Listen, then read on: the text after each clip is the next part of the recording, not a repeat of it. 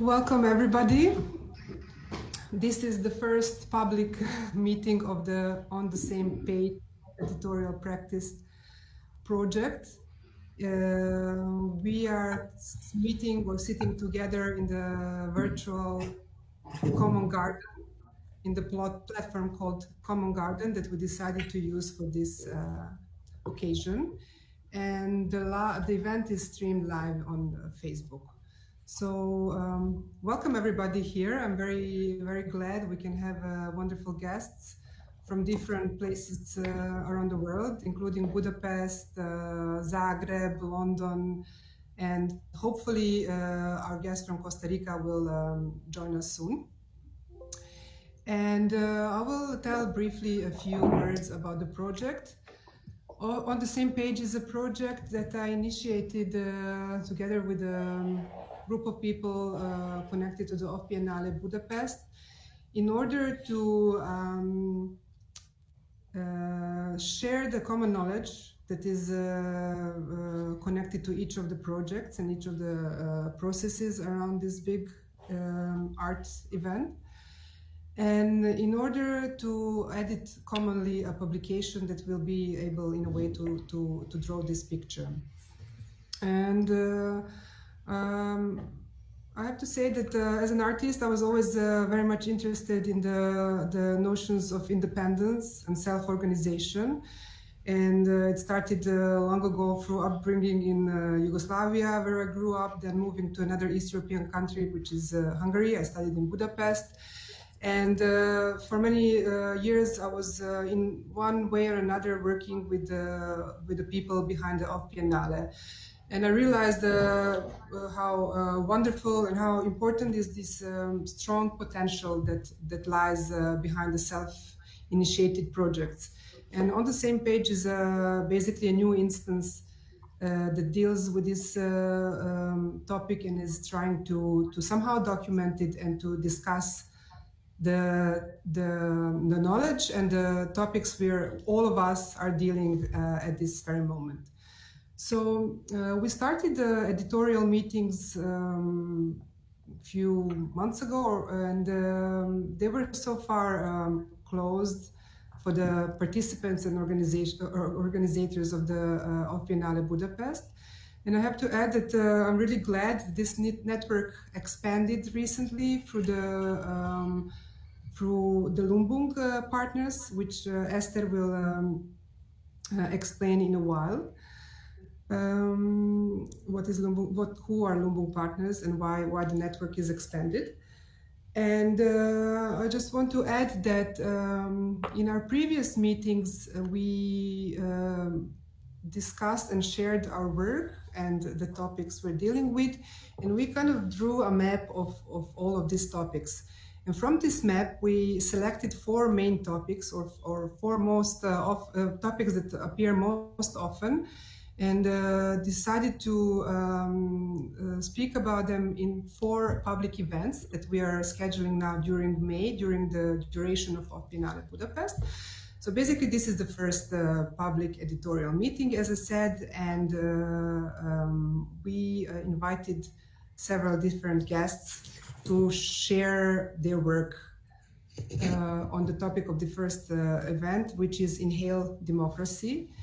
In more words, it's a topic that deals with the issue of free speech, artistic freedom in the times that we're living now and in different circumstances we're all living in. So you will see also some historical examples and recent examples. And yes, let's start. Please, Esther, can you tell us more about the OFF-Biennále and the background? Yeah, okay. Hello, good evening and good morning, depending who are joining us today. My name is Esther Lázár, and I joined the curatorial team in 2019. And as Katarina mentioned, I'm also one of the permanent editorial member of this project. And I'm very enthusiastic how this whole project will develop. And we are now in the living room, or at least I'm in the living room now in person, because the others are virtually connected through the internet. Living room is part of the OFF-Biennále project, where most of the public programs are taking place, unfortunately mostly online. But maybe it's interesting to know that the living room is a precursory event or project to OFF-Biennále's participation in the frame of the Lumbung Interlocal network at the Documenta 15. Ruan Gruppa, who is responsible for the artistic direction of Documenta 15, is a Jakarta-based artistic collective. And Ruan Gruppa invited different organizations, civil and art organizations from all around the world. Now we are 14, and OFF-Biennále is one of the members of this Lumbung network. Lumbung is an Indonesian word which means rice barn, and can be utilized as a model of collective work and sustainability. Lumbung is where crops are stored and the surplus become shared common.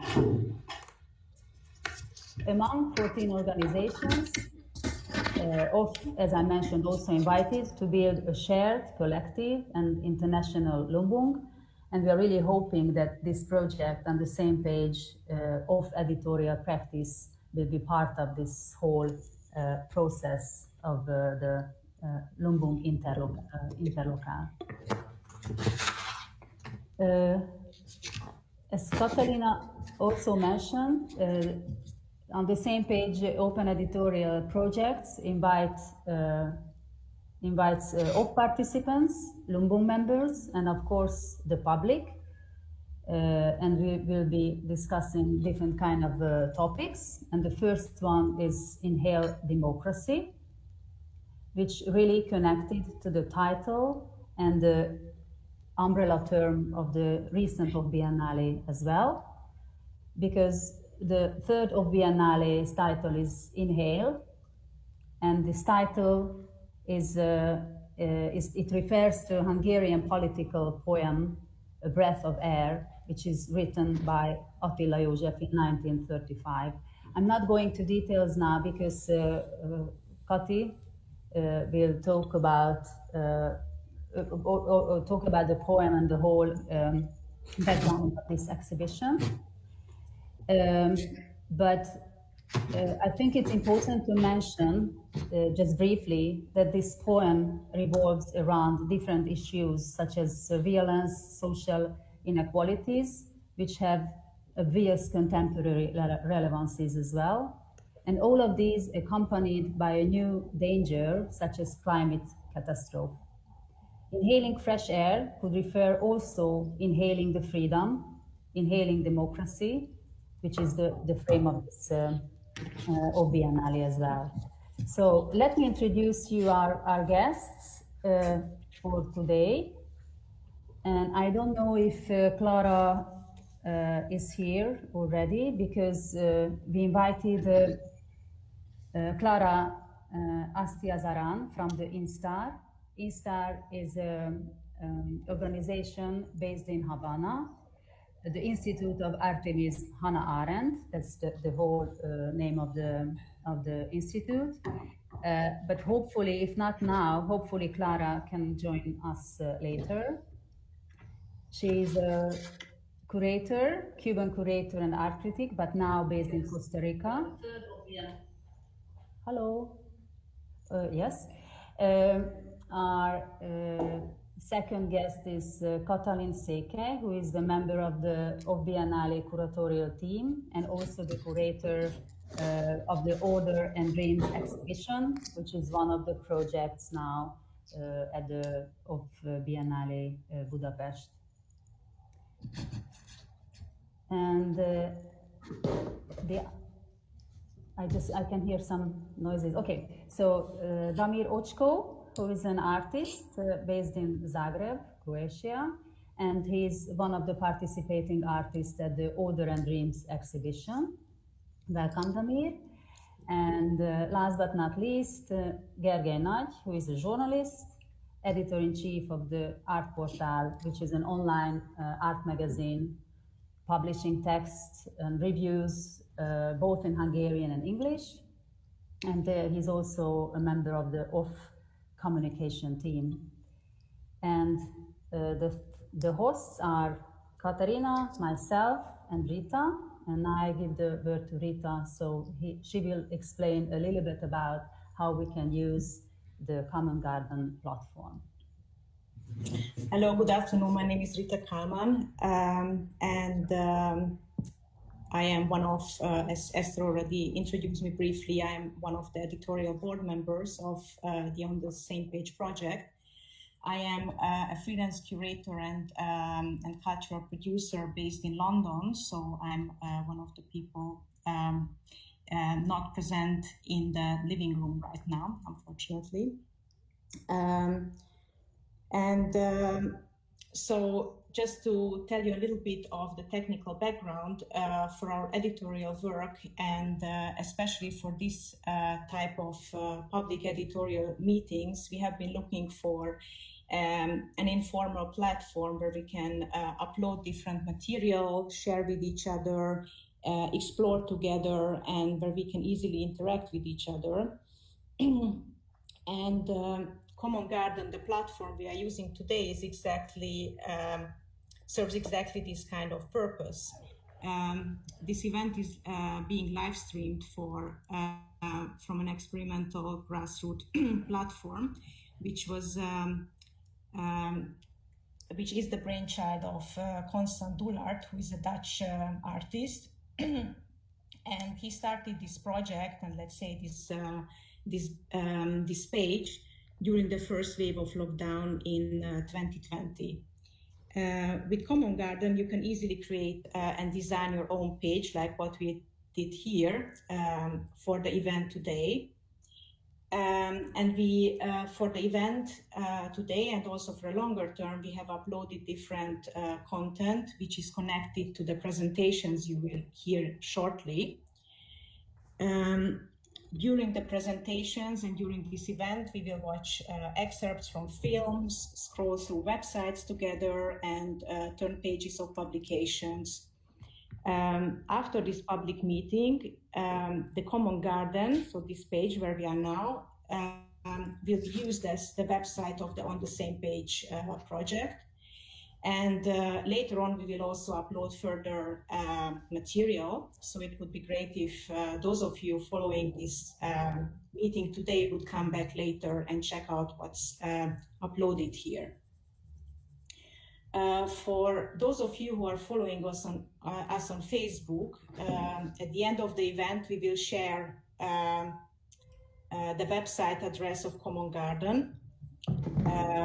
So you can later come log in on Common Garden and check out the content for yourself.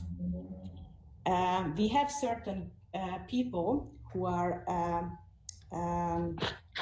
part of our editorial project of the On the Same Page project, who are now logged on in Common Garden, and they can ask questions at the end of the event by either using a microphone, which we will switch on, or by writing us some comments in the chat box, which is a little bit further down. If you scroll down on the page, you can find the chat box in that direction, and just type in your answers to our guests. For the people watching the Facebook live stream, you can write comments or questions into the Facebook chat box, and we will read those questions to our guests. I think at this point, I will hand over to Kati Székely in a minute with a couple of more words about how the project is, how Kati's project is connected. So as I mentioned before, this platform On the Same Page and Common is a common editorial project, and the Common Garden will be used throughout the process of the whole editorial work we will be doing in the upcoming months. Kati herself, in her presentation, will focus on another editorial praxis, namely of the 20th century Hungarian poet Attila József. And starting from Attila József's editorial note, he wrote in 1936 as co-editor-in-chief of the Hungarian magazine Szép Szó, or in English, Beautiful Word. Kati will raise issues discussed in her exhibition Order and Dreams, which is part of the current OFF-Biennále. So, Kati, please. Thank you. I'm a little bit afraid that my internet connection seems to be a little bit unstable. So please let me know if I'm disappearing or breaking up. So yes, I am Katalin Székely, and I'm not only member of the curatorial team of OFF-Biennále, but I'm also working at the Vera and Donald Blinken Open Society Archives, which is an institution part of the Central European University, which during the last years also had to experience some serious persecutions.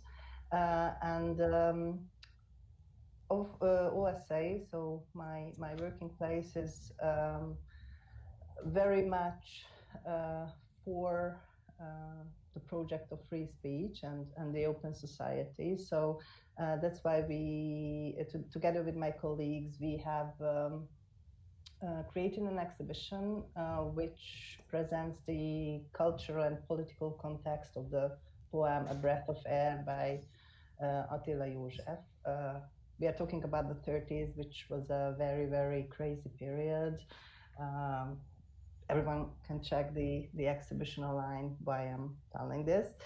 And as Rita mentioned, I would like to emphasize one aspect of Attila József's work, which can be described with the phrase paresia, which is a Greek term, recently or more recently used by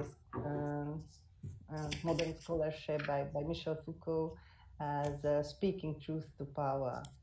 And as a matter of fact, at OSA we are now preparing another project which will concentrate on this term paresia in autumn that will deal with this concept. But first I would like to read a very short definition by Foucault, what he means with this term. As he says, quote, paresia is a kind of verbal activity where the speaker has a specific relation to truth through frankness, a certain relationship to his own life through danger, a certain type of relation to himself or other people through criticism, self-criticism, or criticism of other people, and a specific relation to moral law through freedom and duty. More precisely, paresia is a verbal activity in which a speaker expresses his personal relationship to truth and the risks his life because he recognizes truth-telling as a duty to improve or help other people as well as himself. In paresia, the speaker uses his freedom and chooses frankness instead of persuasion, truth instead of falsehood or silence, the risk of death instead of life and security, criticism instead of flattery, and moral duty instead of self-interest and moral apathy, end quote. So I really try to present now Attila József as a person who practiced this thing that we call now paresia. He was also among the intellectuals who did not shy away from speaking truth to power. He also took personal risks. We know from his biography that he was also persecuted. He had several trials. Several of his poems and also volumes were banned multiple times because of his practice of paresia. Yet one aspect of this term was also very important to him, namely that it is not enough to speak the truth. It is also important how you say it. And I think that's something that we can really learn from him today. As Rita mentioned, what I'm trying to present you now is his editor's note that he wrote for a literary journal, Szép Szó, that he was co-editor of. Szép Szó in Hungarian means the beautiful word. And in this journal, Attila József, together with his friends and colleagues, tried to establish a platform not only for truth-telling, but also for a more civilized way of discussion, where the opposing sides don't try to annihilate each other with words, but they use arguments, or they use what he called the power of beautiful words to persuade each other. And the 30s was a period where the political as well as the cultural life was very, very much divided by ideological debates and different kind of intellectual fronts. And with this journal, Attila József tried to establish a common platform, a common ground for opposing parties, inviting intellectuals from all over the spectrum to participate in a polyphonic debate governed by reason and the respect of each other's opinions. And as today we are still, or again, have a very deep division in our society, not only in Hungary, but also in other places of Europe and in the world. I really like the idea of a common platform where the different sides can exchange their ideas and thoughts in a peaceful, so-called beautiful manner. And even though this idea seems more far-fetched than ever in our time of the so-called opinion bubbles and artificial intelligence and these data capitalist companies that try to lock ourselves in our own opinions, where we only know the style of caps lock and we can only shout. I think it's really painstakingly naive to quote Attila József, but I think that's why it is so important to remember how a debate should really look like, and how we can argue with each other without trying to diminish our opponents. But I think for our common platform, which is titled On the Same Page, it's really worth revisiting this, his words. The journal itself was launched at the end of 1935 and was only active for 3 years. It did not outlive the poet for long. Attila József died in 1937, and the last issue of the Szép Szó was published in 1939. Yeah? Sorry to interrupt you. Should we move down a little bit to see everything what you are talking about? So I would like to... We can. Okay, yeah, just...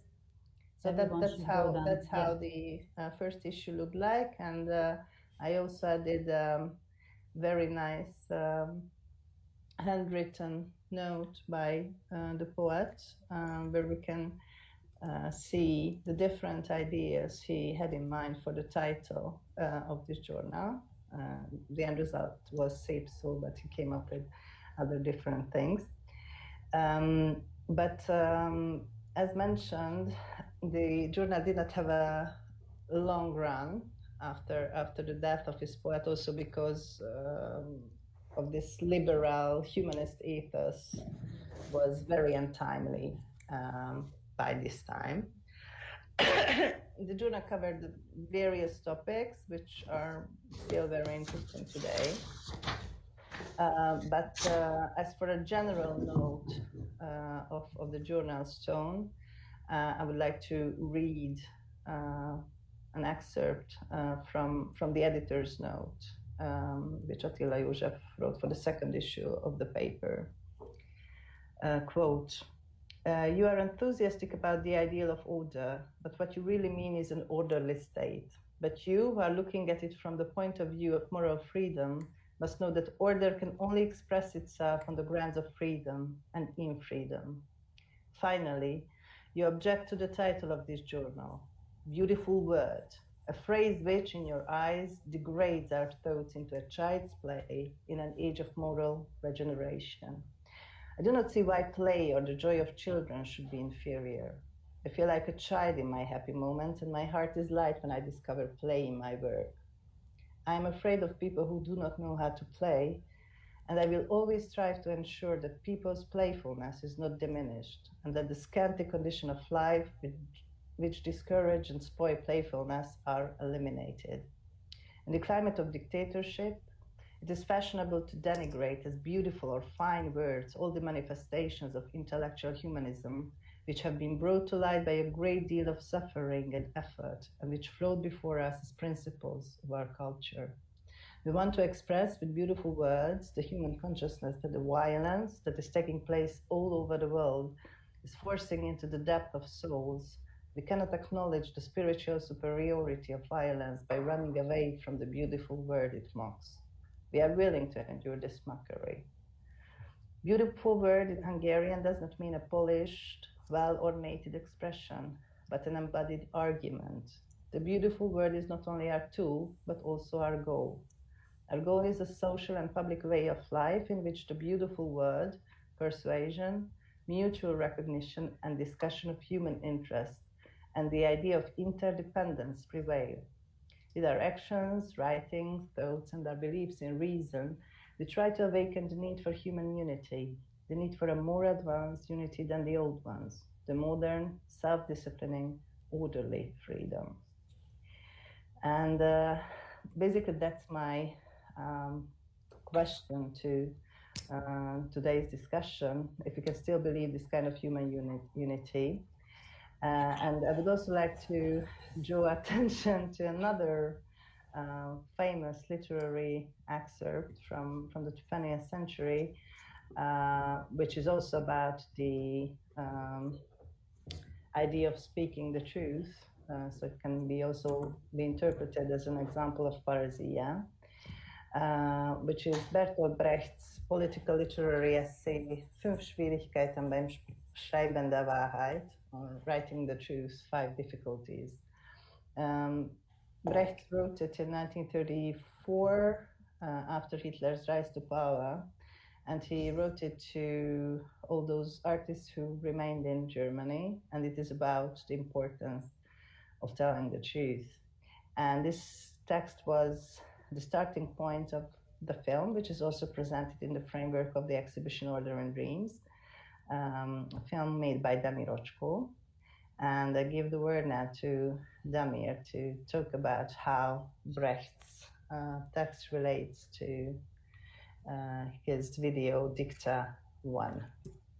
Well, thank you, Kati, for this lovely introduction, and really a lot to think and process, because the context is kind of extremely relevant for my thinking today.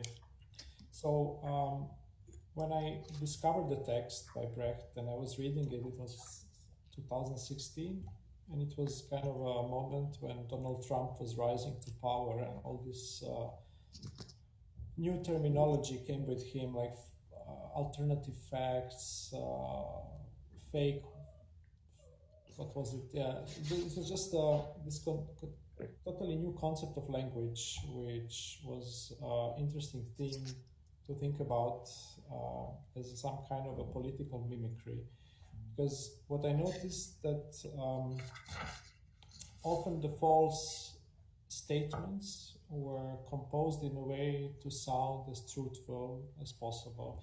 And for me, it was really interesting because when I read the text by Brecht, it was absolutely like I'm reading something which is relevant and it's happening right in this moment. And what I did with the text, I cut it in pieces and recomposed in a poem, which it didn't make sense in terms of a traditional language structure, but it still kind of resonated in this mimicry of truthful meaning. And what was really interesting, because it became like kind of exercise of a political speech through an array of false statements that sound truthful by appropriating this kind of a gestures of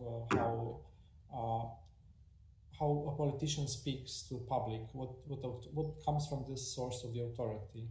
For me, it was really interesting because when I went through technologies, because of the relevancy, but it was also that it felt like we are again coming into this sort of a loop, and I got to think a lot about this notion of mimicry, and we will show you just a part of the film because it's 10 minutes long and it's available on the website. And later in the discussion, I will also come with another material which will maybe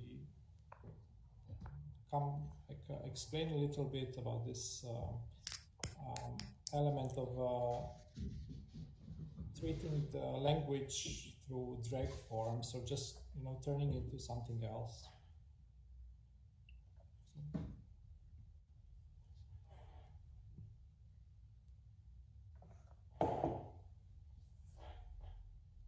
Okay, so now, now we will watch a short part, 4 minutes part from this video, and we will come back after the screening.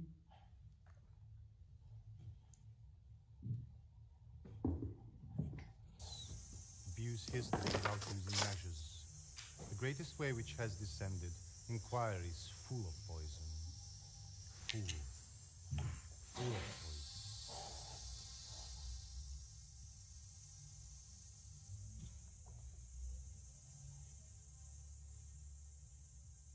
Nose and eyes sense only the Nose and eyes sense only the chain. He who washes his hands before the truth and would not hurt a fly must view the sphere to see the future in it. A specimen from something statistical which no result ever prove. The wrong ones will follow. The smell. Caesar's body speaks for itself. Capitulation in the form. Cunning claim. When form is naked, it affords deception.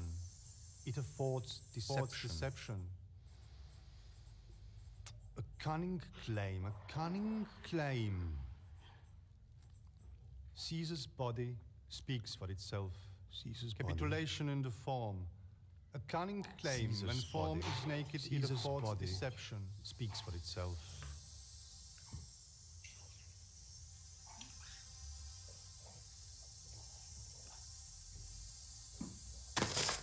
Opportunity. Which brings it forth? What will the result be? The meat voices do tell who wishes to eat the sight of another. Blood the butcher's hands, but the butcher's hands outcries. Measures long out measures, methods violent. Who are weak gladly listen, who abuse. Strike the eye, strikes the eye.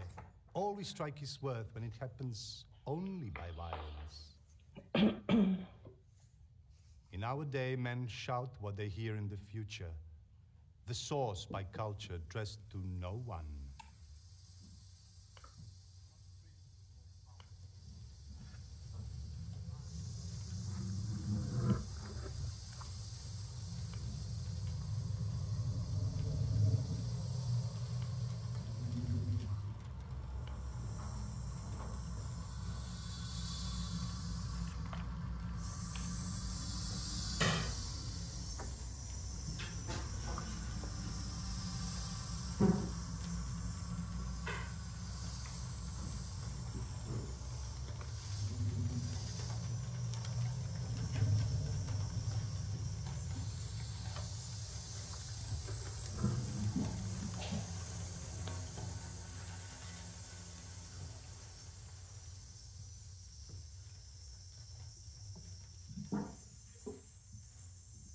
The word people.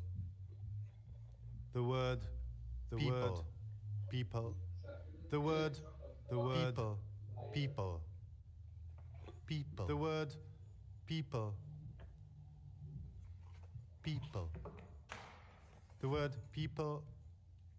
The word people. The word people. The word people. The word people. The word people. The word people. Economy feeds first, labor into form, and all people. Patriotic form. In this manner, a fresh interpretation from the. In this manner, a fresh interpretation. Economy feeds first, labor into form, an old, patriotic form. In this manner, a fresh interpretation for whom they were intended. Oppression, discipline, obedience, form of erotic violence. In our times, he is only taking away. In our times, he is some find it necessary. Rotten is the unity, full of dangerous people. We are speaking of being ruins. Eat the classic.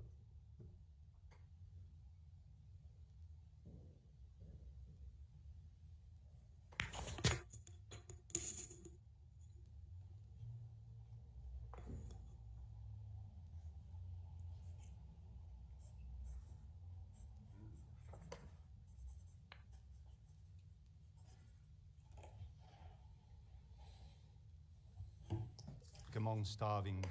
In this manner, men love the industry for deception, exploitation. Some Thank you, find it Damir. necessary. Okay, thank you. Maybe I'd just like to say just a few words now when we got the chance to see this little segment. So what was really interesting for me was, the way I was looking how to dismantle this authoritarian speech or the way the authority sounds by removing the aspect of grammar from language. And later, it became a really important thinking process in my practice because it's kind of like the act of disobedience, this gesture. If you remove a structure of a grammar which is so bound to every language, and the language is the way, you are straightened into society, and also how we structure everything around ourselves. It becomes this wild west of possibility to misbehave, and later it becomes a little bit more clear when I introduce another set of materials where I kept referring to this as drag forms, and why it's so important to this kind of a thinking for the queer space that I'm trying to push my work towards. So thank you. Thank you. Thank you, we will get back to this issue a little bit later and show some more materials. So actually at this point, it would have been the time to hand over the microphone or the stage to Clara Astiasaran, who is one of the founding members of INSTAR, the Institute of Artivism Hannah Arendt from Cuba, from Havana. But unfortunately, it seems that she was not able to join us. Kind of the point of connection between Damir's dicta and Brecht's text would have been so obvious, and this is why we believe that this would give such a good, point of connection to the next presentation. Because Brecht's text, essay from the 1930s, could have been read actually as a kind of manifest of INSTAR. So I just would like to read briefly the, let's say, the titles of the 5 chapters of Brecht's text, because it's just wonderful, and this is exactly, I think, what Clara would have been talking about. The first chapter is entitled "The Courage to Write the Truth." The second, "The Keenness to Recognize the Truth." The third, "The Skills to Manipulate the Truth as a Weapon." I think this is one of the very important, strategies INSTAR is also working with and around. Fourth, the judgment to select those in whose hands the truth will be effective. And fifth, the cunning to spread the truth among the many. So at this point, I just would like to make a note that on this Common Garden platform, we uploaded, it's a little bit to the right, if we move in this direction, we uploaded a small video of Instar showing and describing the activity of this educational institute, which was actually established and set up by Tania Bruguera with fellow artists and curators, intellectuals. So I don't know if we should watch a little excerpt from the video or if we should go on and people can come back to the video later. What do you think? I think it would be nice to watch a little excerpt of this video, just to get in terms with what they are doing and how does it relate it to the things that we are talking about. Okay. So just to get a glimpse from it. To play the first 2 minutes of the video. Okay. Which is is it possible for us to follow the video as well here in this? Of course. Yes, sure. Just press. Okay. Yes.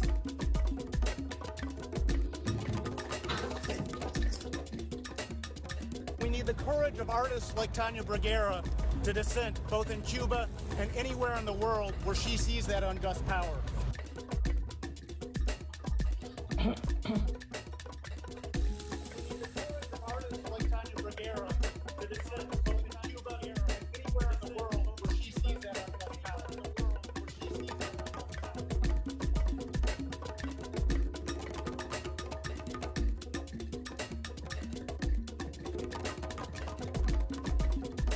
So my name is Tania Bruguera, and I'm an artist working around political issues. The Institute for Art and Activism that I'm opening in Havana came out of the realization that most of the violence that we see in the world come out of fear as a response to things you do not know that you can handle.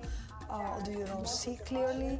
And I think a civic literacy campaign and culture will help people to understand how to work with their fears in order to transform their fears into a peaceful, creative outcome. In order to understand what is happening around you, you need to have the tools. Art is not only a tool for social change in a conceptual way, but also in a very tangible human way where people get faith that things can be different only because they want to and they will try to. O sea, creo que el mayor obstáculo que puede tener el instituto es la censura, que es el mayor obstáculo que siempre han tenido los intelectuales dentro de Cuba, que han sido marginados por decir, por tener una posición firme, una posición como de cambio. Yo tengo cosas que decir también, y cuando se tienen cosas que decir en Cuba hay un problema. It is important not only that the Institute has its core space in Havana, but also that is in all Havana, a place where many different visions of Cuba coincide. You have a foreigner visiting as a tourist with the projection of the country they want to see, together with people who are maybe unemployed or with very, very modest salaries. So all Havana is the perfect place where all the frictions that we're living right now in the transition we're going through are being enabled and are visible. I support Tania Bruguera for her integrity and the way she conceives art, not as a reflection on life, but as a direct action. This institute is intended for reflection and discussion, but also for the advancement of ideas that can result in change. It is this integration of a political involvement in all that we do that makes this project worth supporting. I hope you will as well. So we have somehow the critical mass to start. So it's going to be like housewives, it's going to be students, workers, everybody. We call it Cubanos de a pie, walking Cubans. What we need to kick off the project is as many people as possible. So we can continue. Yeah, so that's why it's really pity that Clara cannot be here with us today, because she could also explain to us the recent situation, what is happening now in Cuba, and it's particularly related to the artistic freedom. And the story goes back to 2020 in Havana, when hundreds of artists and activists went to the square in front of the Ministry of Culture to demand dialogue with the Cuban authorities on the issue of artistic freedom, so exactly about our topic. Since then, participants of this gathering have faced frightening levels of surveillance. They have been arrested by police if they left their houses. Freedom of expression as fundamental human rights has been a topic of different projects supporting the ongoing and expanding movement, joining more and more artists and intellectuals, not only in Cuba, but also abroad. These protest movements not only reach the international attention, but also gain more and more local sympathizers, which is really important for Cuba and Havana, and to have a kind of solidarity among the artists and the activists and intellectuals as well. Transform the fears to a peaceful, creative outcome, quoting Tania Bruguera, one of the founders of Instar, is important. But for Instar, it's also important to based in Havana, in old Havana. So they don't want to move from there. They really want to fight there in Havana and in Cuba. Although it's absolutely not the same circumstances the young artists and students have to cope with in Hungary regarding creative outcome as a tool for transforming the fear of being ignored is a key aspect. And this story opens another door into our discussion, because our guest, Gergely, will talk a little bit about what is happening in relation to artistic freedom when we are talking about an educational institution, the University of Theatre and Film, and what happened when the students really use their creativity to cope with the situation, what they had to face. So I give the word to Gergely now. Thank you so much, Esther, for this short introduction, and thanks for having me. And I'm really sorry that the members of Instar, Clara, cannot be here today, because her story, I presume, is very much about the personal risk, the personal stake of telling the truth.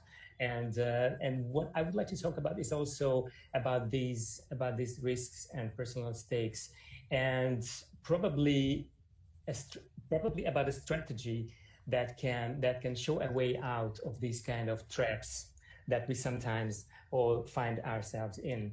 Of course, when we are talking about the situation here in this part of Europe, it's always a little bit kind of how to say it, hard to compare with the situations in other parts of the world. Of course, it's more harsh in Latin America, in Cuba, and in elsewhere, even elsewhere in East Europe. But still, the Hungarian example, or the example of what is happening here, the illiberal example, is something really threatening, because it is happening in an EU context, in the context of the European Union, where the culture and art and the education also is a so-called national competence. But sometimes the governments, especially in Poland and in Hungary today, and maybe in some other countries around, they use this national competence to suppress certain activities and to eliminate certain kind of autonomies locally. The story I would like to talk about is an ongoing story. It's just unfolding now these days and these weeks. So it's not easy to take a look on this story from a wider perspective. If you scroll a little bit left here, there are a couple of pictures about the community of the SFE, the University of Theatre and Film Arts in Budapest. And up there, there is an article written by me about this situation and the context of it. I would like to concentrate on one aspect of the story, but as for the context, I have to say a couple of words about what is going on. The story, in a nutshell, is about the resistance movement started by the students of SFE, the University of Theatre and Film Arts in Budapest. And this was a response to a forced and rapid privatization process started by the government. It is happening right now. The government is following a very unusual scheme during this so-called model change. They call it model change, but in fact what they are doing, they are transferring the assets of certain universities to private foundations.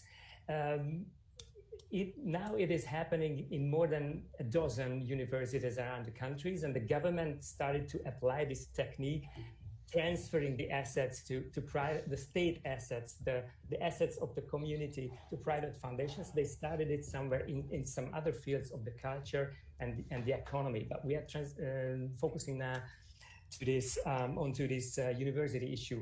So what they are doing, they transfer the assets to private foundations, and they appoint the board members of these new foundations by themselves. And these people are 100% loyal to the current government and to the parties, to the ruling parties of this current regime in Hungary. It is happening in more than a dozen universities, but there was only one that resisted in an organized manner, in a conscious way, and that was the SFE, the University of Film and Theatre Arts in Budapest, the smallest one. The SFE only has 400 something students, and what they did was an occupation. They occupied their university buildings back in beginning of last September, and they held this blockade for more than 70 days.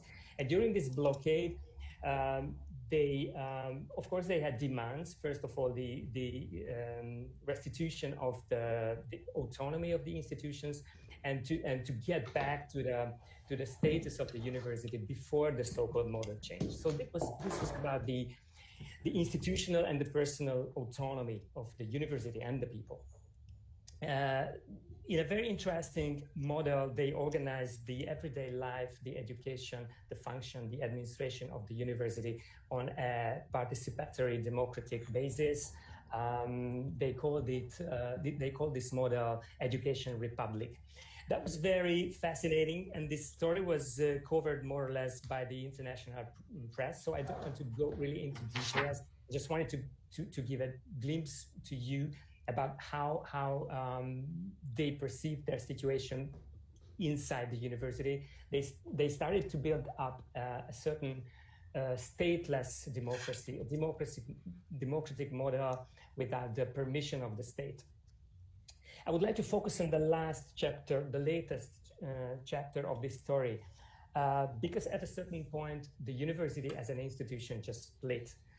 Most of the students and lots of teachers left the university and formed a new organization, a civil organization, and started a project they called the Emergency Exit.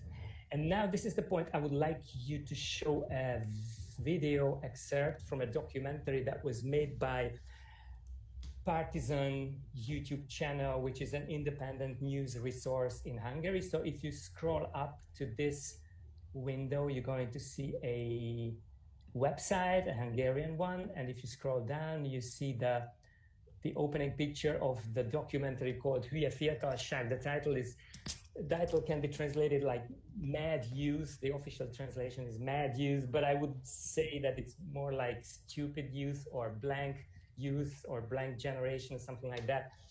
Please find the time code 2814, if it's possible. Can we do that? And I would like to ask you to watch that 1 minute excerpt from the film at 28:14 until almost 29:30.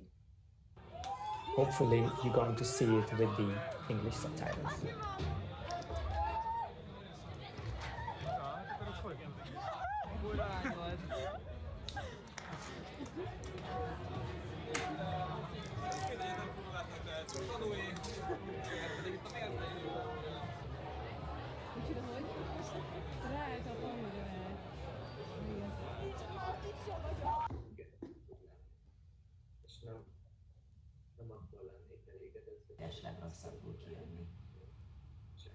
Valahogy tényleg annak kéne lenni így a fő szempontnak, hogy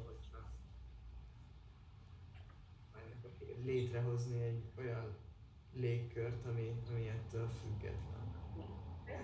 Ami a politikától, vagy ettől a fajta pártpolitikától független tud lenni. És nem attól lennék elégedett, hogyha Vignyánszky Attiláék eltakarodnának a picsába.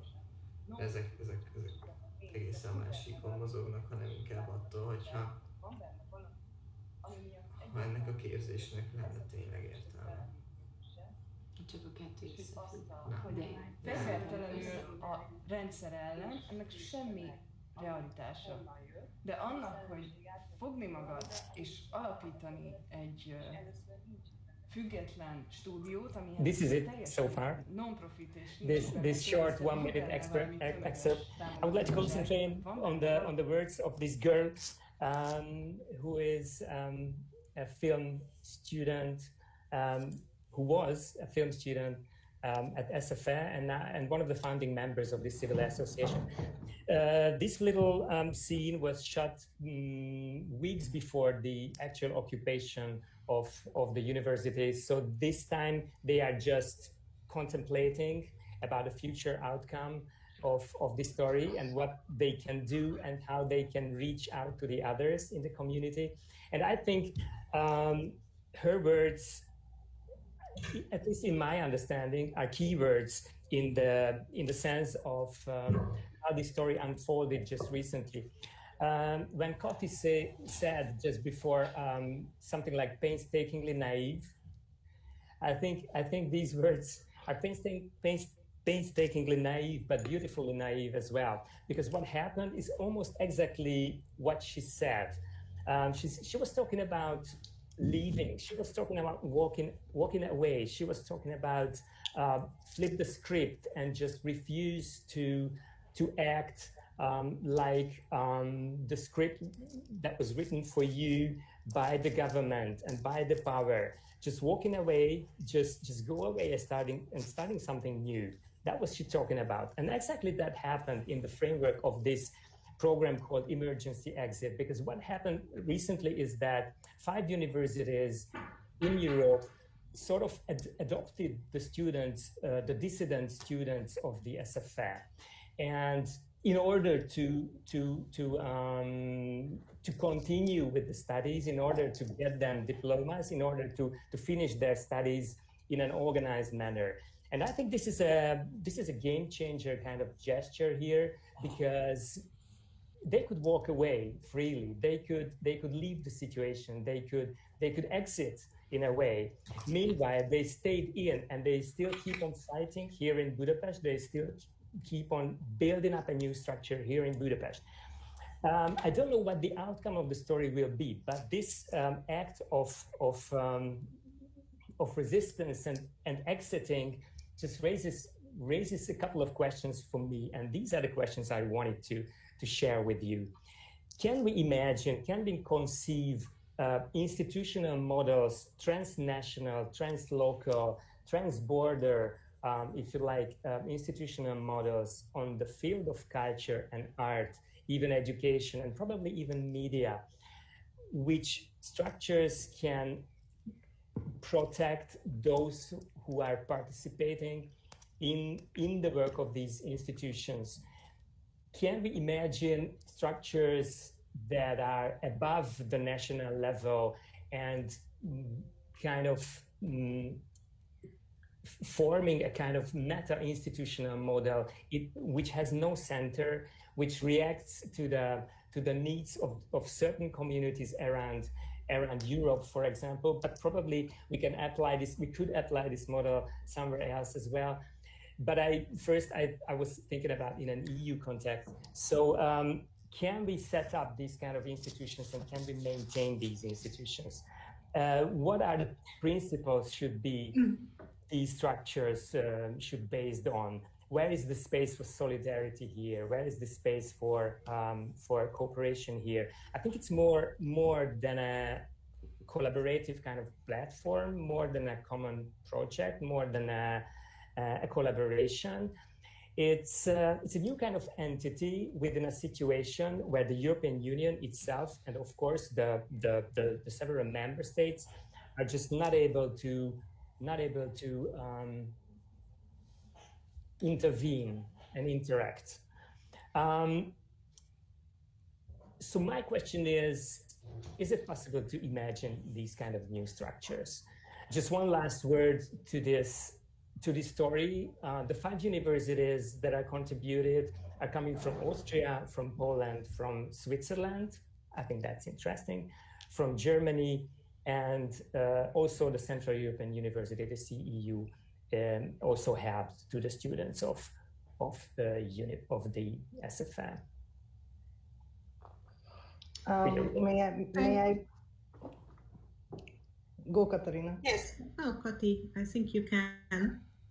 I mean, I think, yeah, that's something that at OFF-Biennále we are definitely trying to build. So it was crystal clear from the very beginning that we have to begin to build not only, or make projects or organize projects, but it is also the survival is reliant on how we can build structures, and structures can be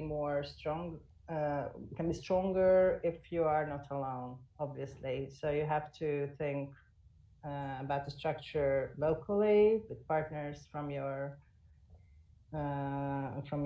local cultural scene, but also you should think about international partners. We are now at the Documental Living Room, which is part of OFF's contribution, or the precursor event of OFF's participation to Documento 15.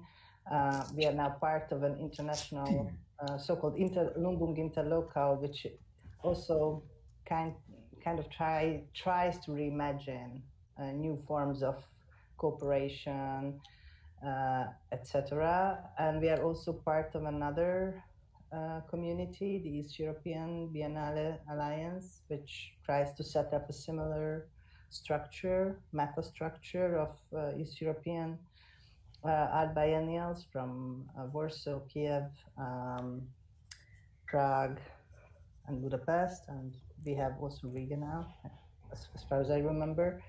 And yeah, the format is a challenging one because each cooperation should be rethought in a different way, and obviously we are trying to go beyond the usual case of co-producing something together. So it should really be based upon a common ground, as mentioned.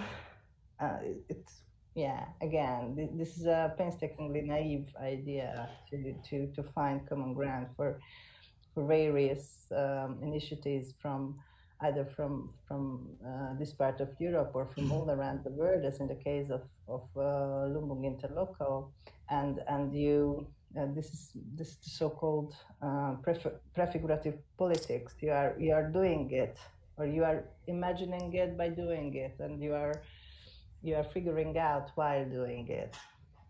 So I think we can only do that by examples, and it's a very, very challenging but also very, very exciting way of working and discovering amazing partners from all around the world. So yeah, I think it's possible. I should believe that it's possible. Yeah, but I think it's... Then it's okay. Yeah. Katarina? Yeah? Yes, I want to thank Kati for this comment, and also Gege for raising these questions, the question of solidarity. and especially the question of how can we imagine these structures rising above the national, the idea of nation-based states. And I think this is a whole new large topic that we should definitely meet again to discuss. So thanks for raising that. And yeah, definitely we can imagine new structures. And I also think this is basically the main task of the artists and people working in the art field to imagine, and as Kati said, try out these structures and learn through work.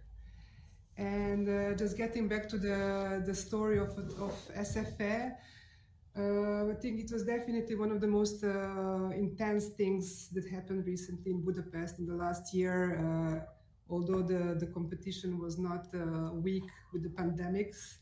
And once again, back to the issue of solidarity, which is, for me at least, the strongest issue when thinking about the effects of pandemics on our lives, or the lack of solidarity, rather.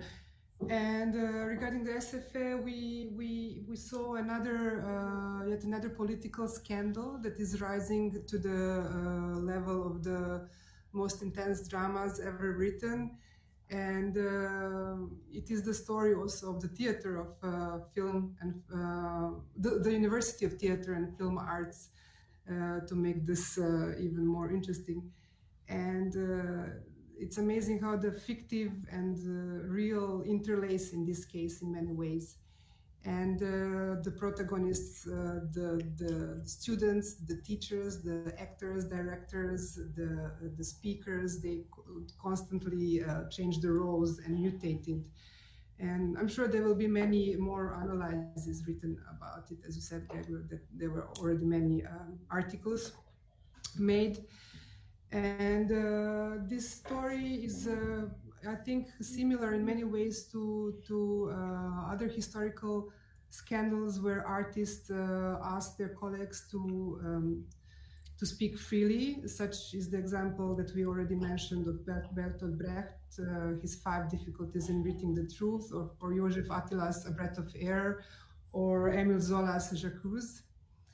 And in all these cases, the cry for free speech and new language, cry for new language to be made is the most important thing. And with this, I would like to move to our last contribution of our meeting, Damir's freshly published book entitled Editorial Practice. And would like to ask him to show us this example where, in a way, theatrical and realistic and public and private meet in a real and fictive way. And I would like to ask you, what does it mean for you to look for this new language, to change your language and to speak freely, and most importantly, to let go of fears and to welcome the courage, and also to tell us about your thoughts on self-censorship, which is very important when we think about or talk about free speech. Okay, well, it's a lot of topics. A lot of questions. First, I'd like just to go back to what Gergely said, something like going off script or using a free script. And it's something that is really, really important in reimagining this new institutional utopian frame, that behaves as for everybody. And for me also this concept of going off the script was really important. I had, just so to go to backstory first, I had 2 studio practices for many years. One was my normal artist practice, which, I would do my exhibitions, do my films, curators would come, see what you were working on and stuff. And then there was another practice, which was completely different from my studio practice as an artist, which was my drag practice, which was, I would host wild drag parties. I had my own community, I had my own drag house, I had a bunch of friends that would come to my studio and drink vodka and wear high heels, and talk stories. And it was like this little queer community, which over the years grew bigger and grew more and more important in my life. And I had a lot of struggle, to figure out how these two studio practices would meet. And, from time to time, one part, from one segment would go into another. And particularly the film that we show, Dicta, with this need to deconstruct the language from the grammar, it came from this kind of a thinking through drag forms as a drag queen, and what it means. When you are in a full drag, you have this fierceness.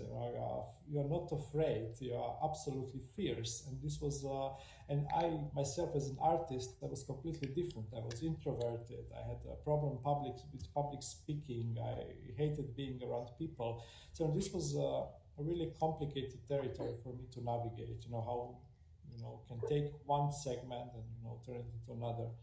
And then, unfortunately or fortunately, I don't know how to still process this. Last year there was a major earthquake in Zagreb, the strongest one in 140 years, and the city was really heavily damaged, and especially the part and especially the streets where my studio is. So my studio was like completely shuffled and destroyed by the earthquake.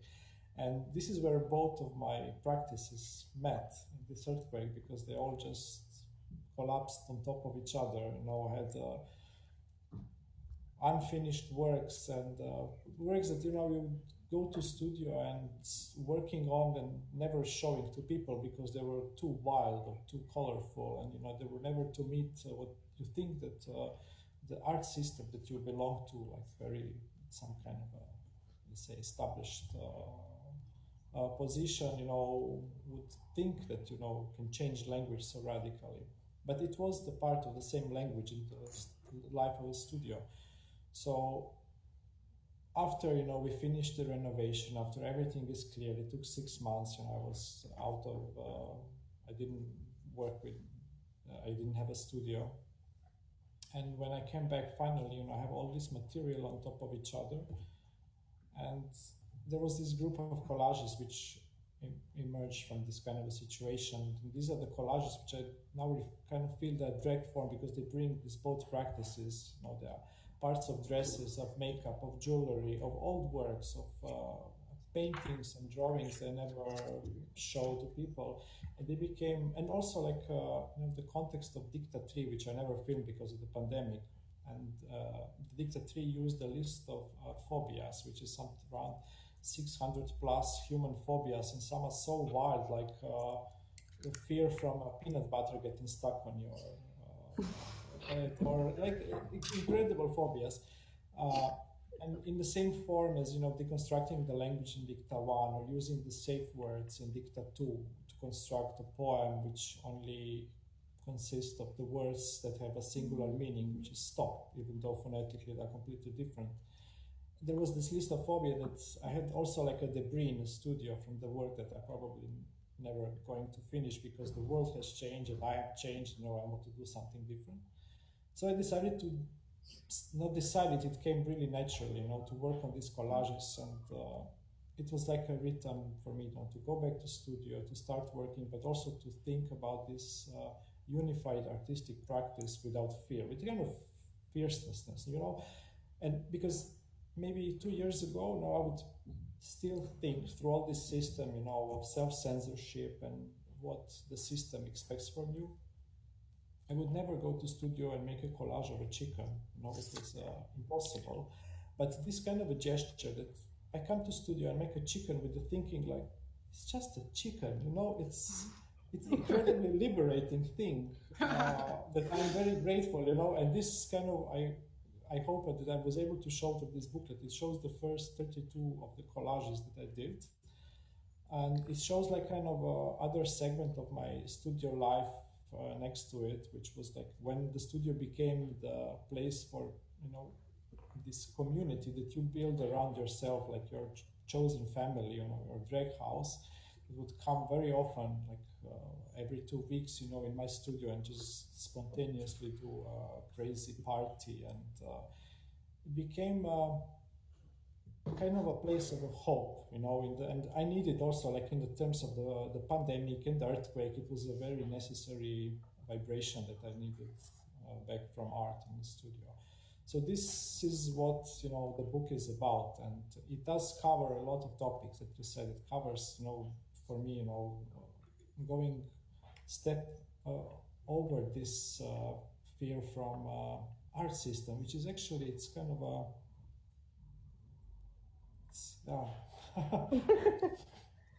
Sure, it's just a chicken, Show us some of your collages, and I think then you will find again the words that you. Actually, in the stream, the collages are being shown right now. Oh, I see. Okay. Thank you, Damir, for sharing this with us. Thank you. But it was really when you invited me to talk about the artistic freedom, I am very well aware that we live in a complicated world, but my approach was from the beginning because I saw these personal gestures as little victories, and I think that these personal gestures, they can reflect the wider story if you just live through them, and this is my contribution to how to go over this. Yeah, and I think it's also important that you don't over-heroize. Sorry, I didn't hear you. No, the line is just frozen. Frozen. But I think this is a good point for the ending. Yes. It's a shocking shocked face. But it's definitely a good point for the ending to come back to these personal tasks that we all have to deal with sooner or later, to liberate ourselves, even in the case of artists, where most of the freedom is supposed to be available or not. That's the question. But yes, this is a good in a way summary also for all these examples of community work. I think Kati is back. She just started to running up and down. Drifting through the. I don't know what happened. I just wanted to mention that I think it's really important that we can find the chicken. I mean, so we should not always think about these heroes who fight for freedom and you put them on pedestals, but you should definitely find these everyday bravery of everyday people. So you can be the one to speak the truth. Everyone can be the one who decides to unite their practices, even though they seem to be different. So yeah. I'm sorry that I lost connection. No, it was a... We are really happy you are back. And now we would like to give the floor to the audience. So if there's any question or comments, please feel free. So we have two types of audience. Some of the participants are already here on this platform. You can see that those colorful spots are the audience, one part of the audience, and they can have their questions if they find the microphone. Wait, I will switch it on. Meanwhile, I'm checking the Facebook stream, and we don't have the questions yet. Maybe it was not announced properly that the questions are possible. So if anyone is listening and watching the stream through the Facebook event, can send a question in the chat. Otherwise, maybe our participants here today in the Common Garden have questions, or the guests. Yes, you can see a microphone sign now in between of Kati, Esther, Damir, Gergő. So if you move in the middle of that sign, then hopefully we can hear your questions, or you can type it in the chat box. Yes, and write us a comment. So we won't see you, but we can hear your questions, and you can also use the chat box just to write any questions or comments you would like to. The chat box is... Yes, it's on the left side. But until maybe we get a question. Gergő. Yeah. Is Gergő here? Yeah. Yeah. I just thought maybe we could briefly discuss that comment you had regarding Damir's book. You know, you had this really interesting remark regarding an Esterházy. I don't remember. Yeah, or an essay. Yeah, it was only just that those images and words that Damir shared with us just reminded me a text by Péter Esterházy, a Hungarian writer, unfortunately died a few years ago. He was really great. He was fantastic, and dismantled the language and restructured the language in a way. It was his main activity, I have to say. And it came to my mind because of one of these images on which there was a text, fear of freedom, freedom phobia, or something like that. Yeah, and Péter Esterházy had a play, actually an opera libretto called Daisy. I think it was never actually played or put on stage, but there were several attempts. There was a music score composed for this opera libretto. It's not an easy kind of text to put on stage. It's probably more for reading, but it would be really fascinating to see it on stage once. And it is set in a Berlin drag local, where you don't really know who is who, where you don't really know is she a he or is he a she, and but there is a kind of a costume play is going on, but it's all about the power and the relationship with those who are in power. And of course, it's very funny and really shocking sometimes, and kind of obnoxious sometimes. And the last sentence of this play is, "I don't want to be free," which just came to my mind as you showed the picture of freedom phobia. Yes, this right here. How you call it? It's somewhere here. Can we just see that? Yes. And a little bit, I mean, I had never seen Daisy because it was never really put on stage as far as I'm concerned, but I imagined a type of character that... Yeah, it's this one. It's geomophobia. No, it's fear of taste, sorry. And can you tell us which page? No, okay. If you find it, just tell us which page. I just wondered what freedom means. Aerophobia. I still struggle with pronouncing all these phobias. I cannot remember. It's page 25. 25. Yeah.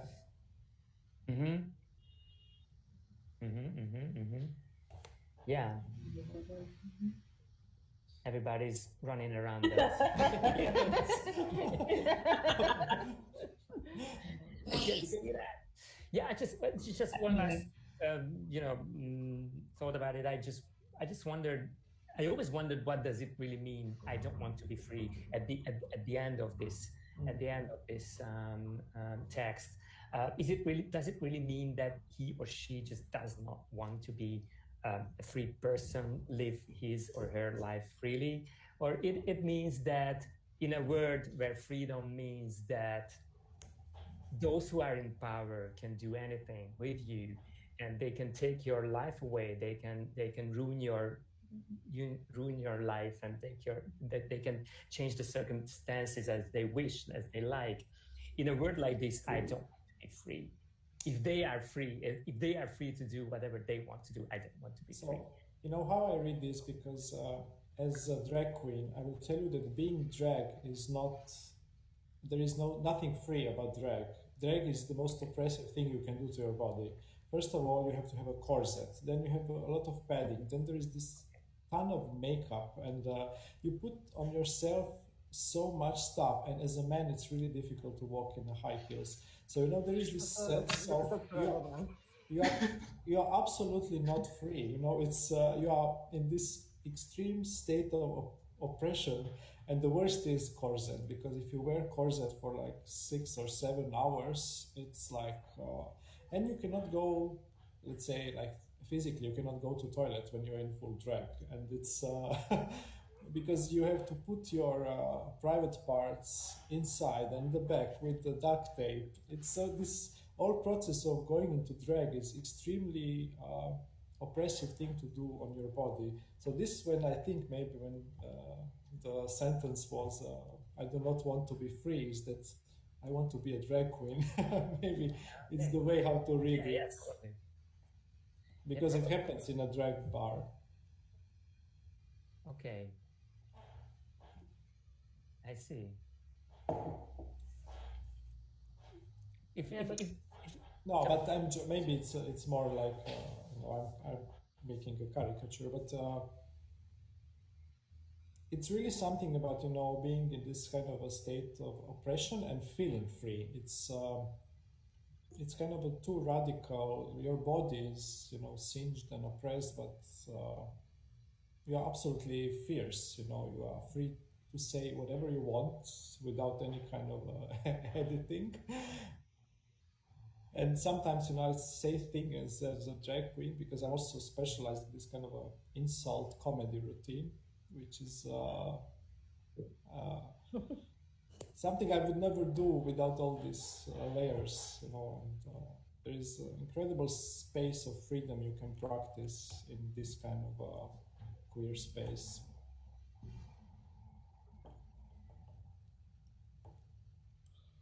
We should try it out.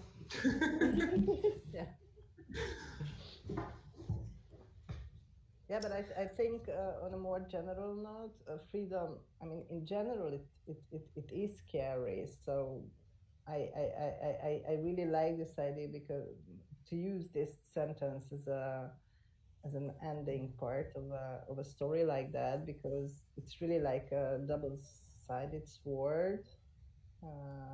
It has different layers of meaning. It happens quite often with the writings of Peter Esterházy.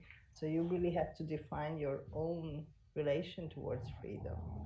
And as in a queer space, it has two meanings you just mentioned. In a more gender neutral environment, it also has many different layers of meaning. It's basically, sometimes it might be freeing to I think I would like the idea to be free from all these concerns about my country's future and all these problems happening in culture and in all fields of social life. It would be freeing for me not to think about these things. I would be so happy without all these concerns. Exactly. But on the other hand, obviously, I'm fighting for my freedom to speak my truth. So it's always a double-sided, or at least double, I don't know, triple, or I don't know how many sided story. I think I don't know what the other thing. This concept is so abstract and huge, in fact, freedom as a concept, because there's always something which will diminish the sense of absolute freedom. Always you have a responsibility, at least to something which is making you not completely free, and your freedom also ends when another person's freedom begins. So it's kind of I think more like in the space between, like air. There's circle back to our main topic. There is one question or comment through Facebook, which is related to the open editorial process. So Edith Molnar is asking that whether the open editorial process will be an ongoing online platform during the OFF-Biennále, or also works on publications?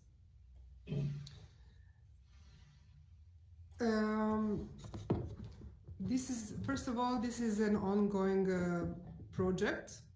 We didn't set the end date. It will come to a natural end when we commonly agree on. Originally, it was not imagined to have public or publicly streamed editorial meetings, but the idea appeared for that, and this is our first test, so we will see with comments how it's worked out. And I mean, the idea to have a publication is the idea. It's not an obligation, and I can also imagine that the project transforms and it doesn't necessarily has to end in a printed publication. It can be an online thing, it can be a series of programs or something else, but the idea is to explore this notion of editing that we all apply in our works, whether as an artist, curators, writers, etc. And to tackle the idea of new language, of new way to share the common interest and knowledge. So basically, it seems very open and complicated, but it can be simple as a book in the end. We will discuss it together. And another issue with publication is, of course, the distribution of these products. This is another task for us as an editorial group to work out how we want to deal with it. So I hope I answered the question. I think we don't have any more questions, at least not on the Facebook. I think we can call it an end today, and we will continue next Monday, also at 5 o'clock, with another set of guests. I would like to thank everyone for generous contributions and time, and it was really, really a pleasure to meet in this way, and really inspiring, and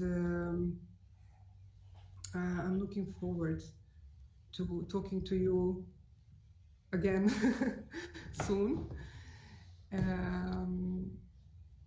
Yes, Esther and Rita, I don't know if you want to add. Yeah, I would also like to thank you for the contribution, and this platform is really challenging, but it's very fascinating how we will explore.